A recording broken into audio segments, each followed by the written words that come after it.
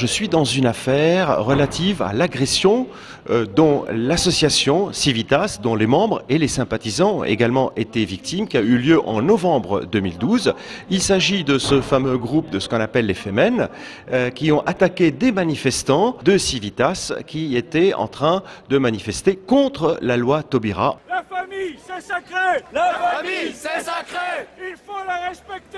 Il faut la respecter! Le mariage, c'est sacré! Le mariage, c'est sacré! Il faut le respecter! Il faut la respecter! In God we trust! In God we trust! In God we trust!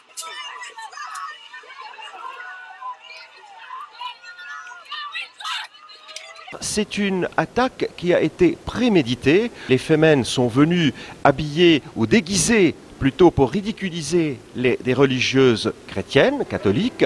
Et quand elles sont arrivées, elles ont ôté donc leur par-dessus pour montrer, pour exhiber les parties sexuelles supérieures et surtout devant des enfants, devant des personnes âgées. Elles ont pris des extincteurs et puis elles ont arrosé les gens qui étaient présents lors de cette manifestation, en particulier en tournant ces extincteurs vers le bas pour atteindre des enfants qui se trouvaient parmi ces manifestants. Il y a un acte de violence. C'est un acte quand même racial, car la loi punit, comme on le sait, tous les gens qui s'attaquent aux autres en fonction de leur appartenance, soit ethnique ou raciale, soit en fonction donc de leur appartenance sexuelle, ou bien en fonction de leur appartenance religieuse. Nous sommes dans ce troisième cas, autrement dit, les Femen se sont attaqués aux manifestants et sympathisants donc de cette association, qui est l'association donc Civitas, dans l'objectif de s'attaquer aux chrétiens et en particulier au christianisme. L'attaque contre la famille et contre la religion allait de pair. Nous savons que quand la religion commence, le féminisme s'achève. Quand la religion commence, la liberté du peuple s'achève.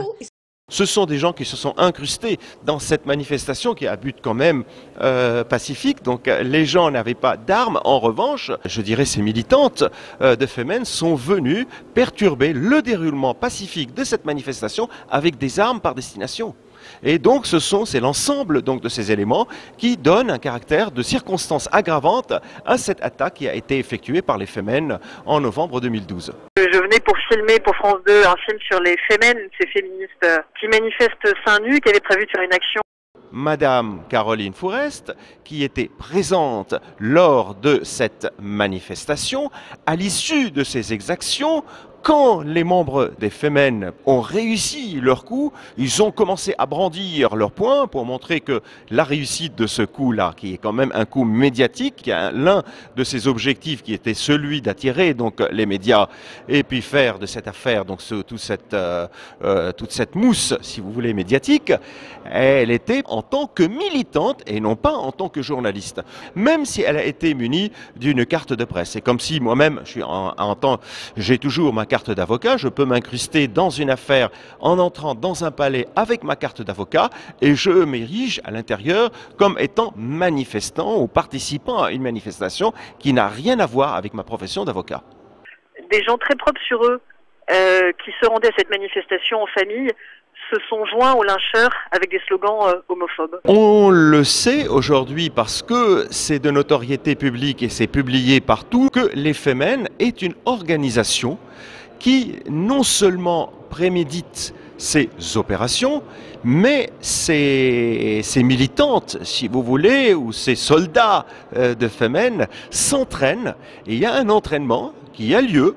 Et puis on voit, par exemple, on a parlé de Caroline Fourest, eh bien, elle participe même à ces entraînements et elle ne s'en cache pas. Cette opération qui a eu lieu à l'encontre de Civitas, elle a certainement été faite dans cette politique, cet objectif donc des Femen de s'attaquer en particulier aux chrétiens pour ridiculiser, s'attaquer aux chrétiens et s'attaquer à la chrétienté en général.